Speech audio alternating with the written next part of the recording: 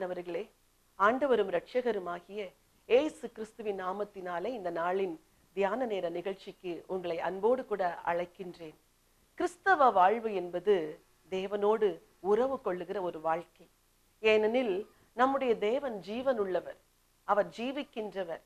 வானத்தையும் பூமியையும் அண்ட சராசரத்தையும் படைத்த தேவன் சாதாரண ஒரு மனுஷனுக்குள் வந்து அவன் இருதயத்தில் வாசம் செய்கிற மகா பெரிய பாக்கியத்தை வேதம் அழகாக இரட்சிப்பின் அனுபவம் என்று சொல்லுகின்றது. அல்லது தேவனோடு கூட உறவு கொண்டு வாழுகின்ற ஒரு வாழ்க்கை என்று சொல்லுகிறது. ஒரு சாதாரண மனிதனை இந்த பூமியில் அர்த்தம் நிறைந்த ஒரு வாழ்வு வாழும்படியாகவே ஆண்டவர் ரட்சிக்கின்றார். ரட்சிப்பு இல்லை என்றால், அல்லது இயேசுவை உள்ளத்தில் ஒரு மனிதன் ஏற்றுக்கொள்ளவில்லை என்றால் அவனுடைய வாழ்வு அர்த்தம் நிறைந்த ஒரு வாழ்வு அல்ல. அதே நேரத்தில் ஆண்டவரை ஏற்றுக்கொண்ட பின் அவரோடு உறவு கொண்டு அவர் சித்தத்தை நிறைவேற்றுகிற ஒரு வாழ்க்கை தான் பொருள் நிறைந்த வாழ்க்கை அல்லது கனி நிறைந்த வாழ்க்கை என்று நாம் சொல்லுகின்றோம். இப்படிப்பட்ட கனியுள்ள ஒரு வாழ்க்கையை குறித்து யோவான் தன்னுடைய சுவிசேஷத்தின் 15ஆம் அதிகாரத்தில் எழுதி வைத்திருக்கின்றார்.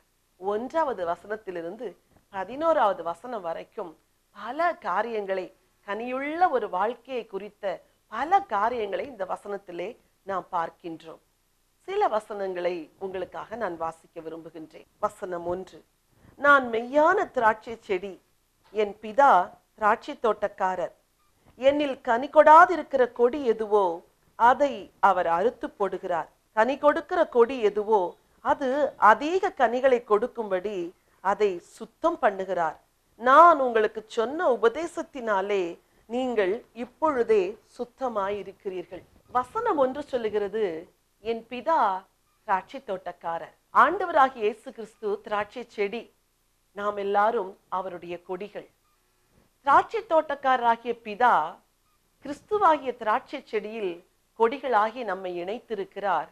என்ன நோக்கத்திற்கென்றால் தேவனுக்காக கனிகளை கொடுக்கும்படி. இந்த வேத பகுதியில் 2 விதமான கொடிகளை குறித்து நாம் பார்க்கின்றோம்.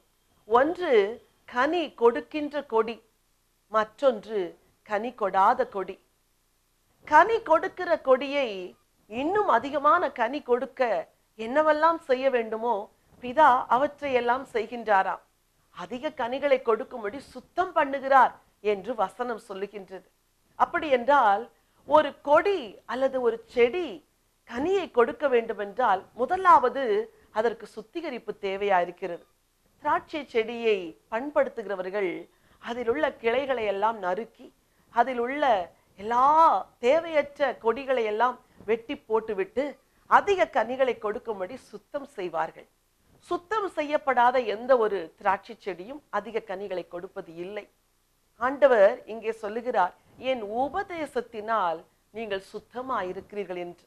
அப்படி என்றால் ஒரு விசுவாசியை அல்லது தேவனுடைய பிள்ளையை கனியுள்ள வாழ்வுக்கு நேராக நடத்தும்படி சுத்தம் செய்வது எது என்றால் ஆண்டவருடைய உபதேசம். அநேகர் இன்று கிறிஸ்தவர்களாக மாறுகின்றனர். கர்த்தரை ஏற்றுக்கொண்டு ஆலயத்திற்கு செல்லுகின்றனர். ஆண்டவருக்கு காணிக்கை கொடுப்பது எல்லாம் நல்லது. ஆனால் எப்பொழுது கர்த்தருக்காக கனி கொடுப்பது? ஆண்டவருக்கு பயனுள்ளவர்களாய் எப்பொழுது மாறுவது? அதற்குத்தான் இங்கே ஆண்டவர் வழிகளை எழுதி வைத்திருக்கின்றார். அதிக கனிகளை கொடுக்கும்படி பிதா சுத்தம் பண்ணுகிறாராம் அவருடைய உபதேசத்தில். பிரியமானவர்களே, நீங்கள் ஆண்டவருக்காய் கனி கொடுக்க வேண்டும் என்று விரும்புவீர்கள் என்றால் ஆண்டவருடைய உபதேசத்தை குறித்து நீங்கள் அறிந்து கொள்ள வேண்டும். கர்த்தருடைய கற்பனைகளை நீங்கள் வாசிக்க வேண்டும். கர்த்தருடைய கற்பனைகளை கொண்டு உங்கள் வாழ்வை அலசி ஆராய்ந்து பார்த்து உங்களையே சீர்தூக்க வேண்டும். நான் எந்த வசனத்திற்கு கீழ்ப்படிய வேண்டும், எந்த வசனத்தை கை கொள்ள வேண்டும், என் குறைகளை சுட்டி காட்டுகிற வசனம் எது, என்னிடத்தில் உள்ள எந்த பாவத்தை வசனம் சுட்டி காட்டுகிறது என்று சொல்லி ஆண்டவருடைய உபதேசத்தை உங்கள் வாழ்வில் ஏற்றுக்கொண்டு அந்த உபதேசத்துக்கு ஒப்பு கொடுப்பீர்கள் என்றால் நிச்சயமாகவே உங்கள் வாழ்வில் இருக்கிற களைகள் மாறும்.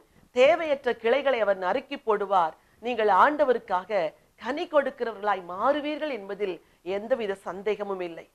கனி கொடுக்கும்படி ஆண்டவர் செய்கிற அடுத்த காரியத்தை குறித்து சில வசனங்களை நான் வாசிக்க விரும்புகின்றேன். வசனம் 4, என்னில் நிலைத்திருங்கள், நானும் உங்களில் நிலைத்திருப்பேன். கொடியானது திராட்சை செடியில் நிலைத்திராவிட்டால் அது தானாய் கனி கொடுக்க மாட்டாதது போல நீங்களும் என்னில் நிலைத்திராவிட்டால் கனி கொடுக்க மாட்டீர்கள். ஆண்டவர் சொல்லுகிறார், என்னில் நிலைத்திருங்கள். ஆண்டவரில் நிலைத்திருக்கிறவர்கள் தான் அதிகமான கனிகளை கொடுப்பார்களாம். இந்த வசனம் எதை சொல்லுகிறது? கர்த்தரோடு இருக்கிற ஒரு உறவை வலியுறுத்துகிறது. என்னில் என்பது ஒரு நபர். It denotes a person.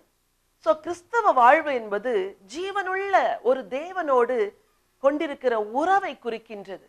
நம்முடைய தேவன் ஜீவனுள்ளவர். அவரோடு கூட அன்றாடம் ஜெபத்திலும் தியானத்திலும் வேத வாசிப்பிலும் அவரோடு ஒவ்வொரு நிமிஷத்தில் பேசுவதிலும் தான் இந்த உறவு வளர்கின்றது. மற்ற மார்க்கங்கள் இப்படிப்பட்ட ஒரு உறவை வலியுறுத்துகிறதா இல்லையா என்று சொல்லப்படவில்லை என்றாலும் கூட நம்முடைய வேதம் அதை வலியுறுத்துகிறது. நீங்கள் ஆண்டவரில் நிலைத்திருக்க வேண்டும். ஜீவனுள்ள ஒரு தேவனோடு பேச வேண்டும். ஜெபத்திலே தரித்திருக்க வேண்டும். உயிருள்ள அந்த தெய்வத்தை தரிசிக்க வேண்டும். அவரிடத்தில் மனம் திறந்து நீங்கள் உங்கள் உள்ளத்தில் உள்ள காரியங்களை எல்லாம் சொல்ல வேண்டும். நான் உமக்காய் வாழ விரும்புகிறேன், உமக்காக எதையாகிலும் செய்ய விரும்புகிறேன், நீர் என்னோடு கூட பேசும், என்னை நடத்தும், எனக்கு புத்தி சொல்லும், என்னை போதையும் என்று தேவனோடு கூட ஒரு உறவை நீங்கள் வைத்திருப்பீர்கள் என்றால் நீங்கள் ஆண்டவரில் நிலைத்திருக்கிறீர்கள் என்ற அர்த்தம்.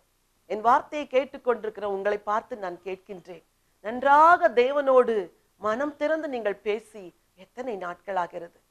பிரியமானவர்களே, ஆரம்ப நாட்களில் ஆண்டவரிடத்தில் கண்ணீரோடு நெருங்கி சேர்ந்தீர்கள், மனம் திறந்து பேசினீர்கள், உமக்காக வாழ வேண்டும், ஏதாவது செய்ய வேண்டும் என்றெல்லாம் கர்த்தரிடத்தில் அர்ப்பணம் செய்தது உண்டு.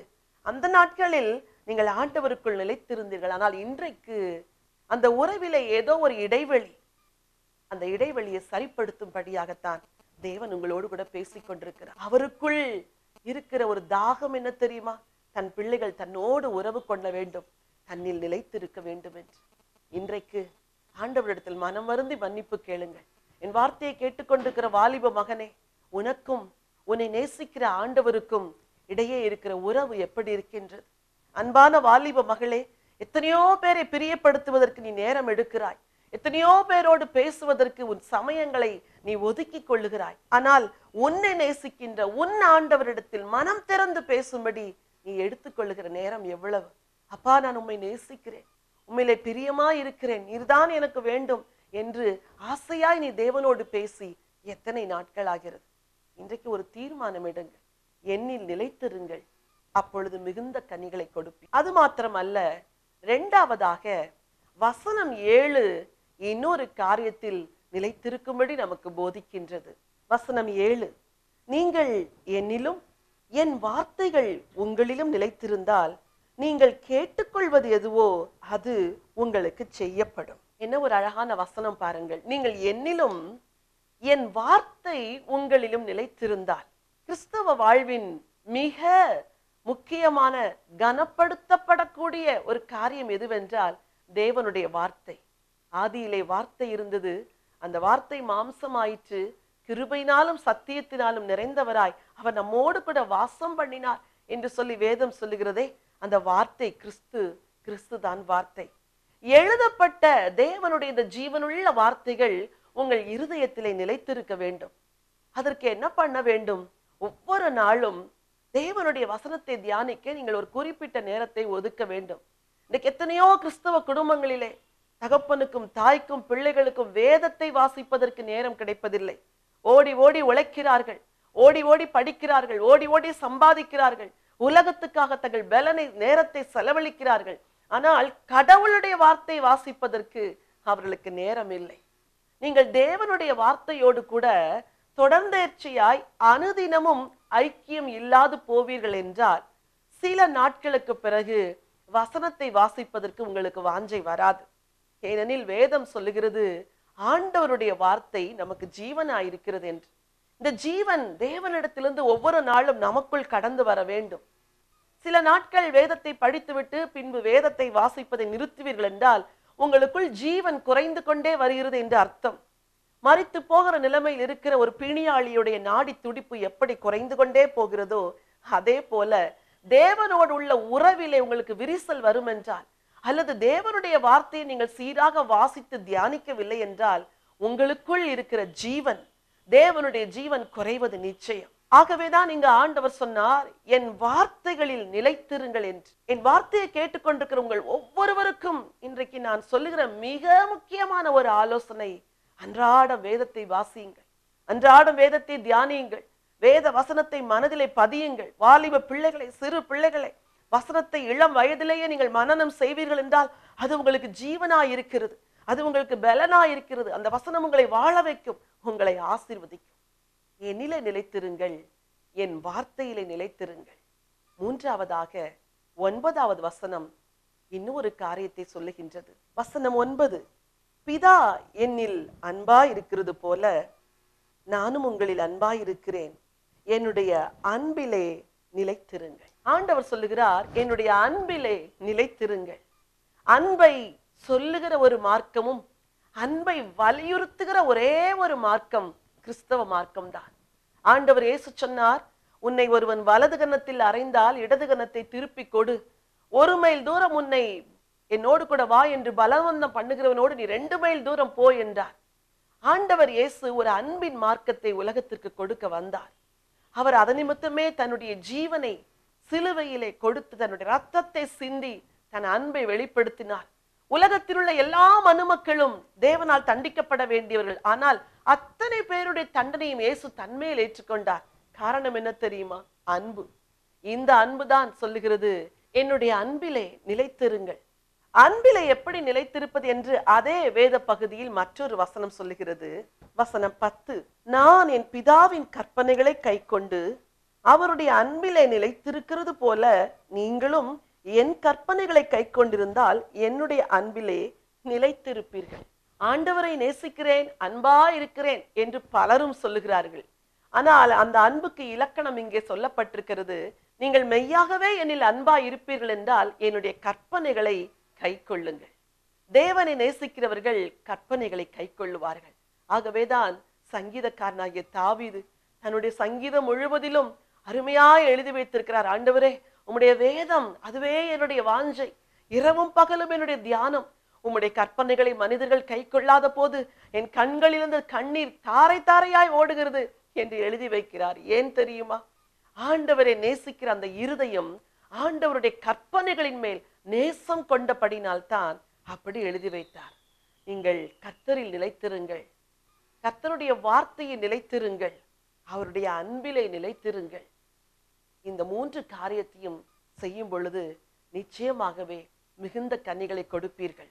இந்த மிகுந்த கனிகளை கொடுக்கும்படி தன்னை அர்ப்பணிக்கிற ஒரு பாத்திரத்திற்கு ஆண்டவர் தருகிற ஆசீர்வாதம் என்ன என்பதையும் இதே வேத பகுதியில் நாம் பார்க்கின்றோம். வசனம் 7, நீங்கள் என்னிலும் என் வார்த்தைகள் உங்களிலும் நிலைத்திருந்தால் நீங்கள் கேட்டுக்கொள்வது எதுவோ அது உங்களுக்கு செய்யப்படும்.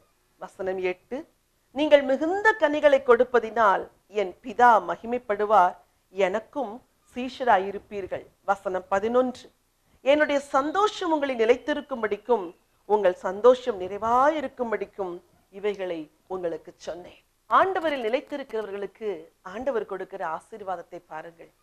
கேட்டுக்கொள்வது எதுவோ அது செய்யப்படுமா? இன்றைக்கு அநேகருடைய ஜெபங்கள் ஏன் கேட்கப்படவில்லை? தேவைக்காக மாத்திரம் பலர் தேவனிடத்தில் வருவார்கள். கஷ்ட நேரத்தில் ஆண்டவரே எனக்கு உதவி செய்யும், வியாதி வந்தால் ஆண்டவரே எனக்கு உதவி செய்யும், மனம் சஞ்சலப்பட்டால் இயேசுவே எனக்கு உதவி செய்யும். தேவனில் நிலைத்திருப்பதை குறித்தும் அவர்களுக்கு கவலை கிடையாது, கற்பனைகளை கைக்கொள்ளுவதை குறித்தும் கவலை கிடையாது, ஆண்டவருடைய அன்பை குறித்தும் அவர்களுக்கு சிந்தை கிடையாது. ஆனால் ஆபத்து நேரத்தில் மாத்திரம், ஆபத்து நேரத்தில் என்னை நோக்கி கூப்பிடு, நான் உன்னை விடுவிப்பேன் என்று சொன்னீரே என்று சொல்லி ஜெபிக்கிறவர்கள் பலர். பிரியமானவர்களே, உங்களே வஞ்சியாதிருங்கள். நீங்கள் தேவனில் நிலைத்திருந்தால் உங்கள் ஜெபங்களுக்கு தேவன் உடனடியான பதிலை கொடுக்கின்றார். அது மாத்திரமல்ல, தேவனில் நிலைத்திருக்கும் பொழுது 2வதாக பிதா மகிமைப்படுகிறாராம், 3வதாக சந்தோஷம் நிறைவாய் இருக்குமாம், 4வதாக தேவனுக்கு சீடர்களாய் இருப்பீர்கள் என்று ஆண்டவர் சொல்லுகிறார். இயேசுவுக்கு சீடர்களாய் இருப்போமா? சந்தோஷம் நிறைவாய் இருக்கும்படி ஜெபங்களுக்கெல்லாம் பதில் வருகின்றது. கர்த்தருக்குள் நிலைத்திருந்து மிகுந்த கனிகளை கொடுக்க முடிகிறது. எல்லாவற்றுக்கும் மேலாக இயேசுவுக்கு ஒரு சீஷர்களாகவே இந்த பூமியில் நாம் வாழும்படி பிதா நம்மை அனுப்பினார். ஆண்டவர் இயேசுவுக்கு பக்தர்கள் தேவையில்லை, ஆண்டவருக்கு சீடர்கள் தான் வேண்டும். சீடர்கள் யார்? அவர் சொல்வதை கேட்டு அவர் சித்தம் செய்கிறவர்கள். சீடர்கள் யார்? அவர் சத்தம் கேட்டு அவர் சித்தம் செய்கிறவர்கள், அவர் பின் செல்லுகிறவர்கள், அவரை போல வாழுகிறவர்கள், அவரை நேசிக்கிறவர்கள், அவருக்காய் ஜீவனை கூட கொடுக்க துணிந்திருக்கிறவர்கள். இன்றைக்கு நீங்கள் கனி தருகிறவர்களாய் மாற உங்களை ஒப்புக்கொடுங்கள். கனி தருகிற கொடி இன்னும் அதிக கனிகளை கொடுக்கும்படி சுத்தம் செய்கிற ஒரு பிதா இருக்கிறார். உங்கள் வாழ்வு கனி நிறைந்த ஒரு வாழ்வா இருக்கட்டும். கடவுளுக்காக பூமியிலே வாழுங்கள். ஆண்டவரை நேசித்து வாழுங்கள். ஆண்டவருக்காய் எதையாகிலும் செய்யும்படி தீர்மானம் பண்ணுங்கள். நீங்கள் மிகுந்த கனிகளை கொடுப்பதே பிதாவின் சித்தம். கனி கொடுக்கிற கொடியை குறித்து சொன்ன ஆண்டவர் அதே நேரத்தில் கனி கொடாத கொடியை குறித்தும் இதே வேத பகுதியில் சொல்லியிருக்கிறார். சில வசனங்களை உங்களுக்காய் வாசிக்க விரும்புகின்றேன். வசனம் 4, என்னில் நிலைத்திருங்கள், நானும் உங்களை நிலைத்திருப்பேன். கொடியானது திராட்சை செடியில் நிலைத்திராவிட்டால் அது தானாய் கனி கொடுக்க மாட்டாதது போல நீங்களும் என்னில் நிலைத்திராவிட்டால் கனி கொடுக்க மாட்டீர்கள். வசனம் 6, ஒருவன் என்னில் நிலைத்திராவிட்டால் வெளியே எரியுண்ட கொடியே போல் அவன் எரியுண்டு உலர்ந்து போவான். அப்படிப்பட்டவைகளை சேர்த்து அக்கினியிலே போடுகிறார்கள், அவைகள் எரிந்து போ. இந்த வசனம் ஒரு நியாய தீர்ப்பின் வார்த்தையை போல இருக்கிறது. கனி கொடுக்கிற கொடியை பிதா சுத்தம் செய்கிறார் அதிக கனிகளை கொடுக்கும்படி. கனி கொடாத கொடியை அவர் எரிந்து அக்கினியிலே போட்டு விடுகிறாராம்.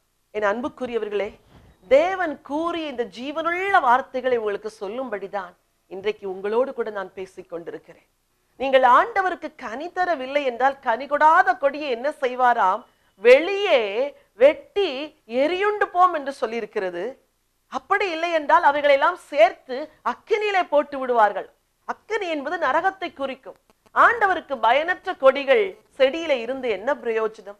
யாருக்கு அதனால் லாபம்? தோட்டக்காரருக்கும் லாபம் இல்லை, செடிக்கும் லாபம் இல்லை. இந்த உலகத்திலே நாம் பயனற்றவர்களாய் வாழாதபடி ஆண்டவருக்கு பயனுள்ளவர்களாய் வாழும்படி இன்றைக்கு ஒரு தீர்மானம் செய்வோம். உங்களுக்காக நான் ஜெபிக்கட்டுமா? அன்பின் பரலோக பிதாவே, இரட்சகராகிய இயேசுவின் நாமத்தில இன்றைக்கு இந்த தியானத்திற்குரிய வசனங்களை கேட்ட உம்முடைய பிள்ளைகள் ஒவ்வொருவருக்காய் உம்முடைய அடியால் நான் ஜெபிக்கின்றேன்.